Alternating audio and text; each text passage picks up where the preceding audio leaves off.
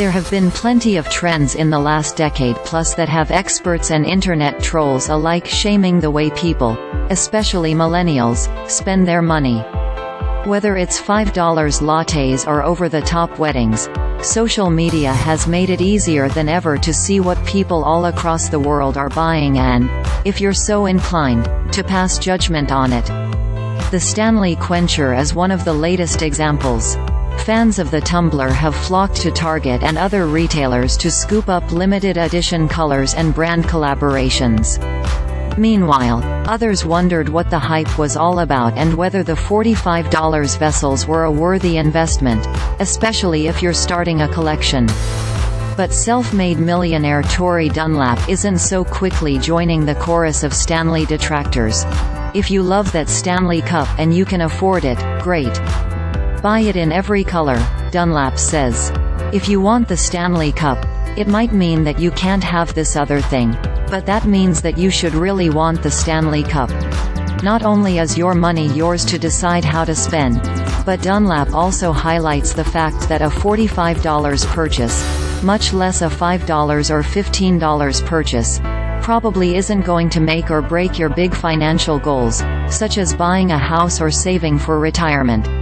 I hate the conversation every single time something new comes around where it's like, this is the reason millennials or Gen Z are financially struggling, she says. No, it's not the Stanley Cup, the latte, the avocado toast, the handbag, the manicure. That's not the reason you're financially struggling. It's a whole bunch of things outside of your control. She highlights that the U.S. has more than $1 trillion in collective student debt, a lack of paid family leave, persistent gender and racial wage gaps and so forth.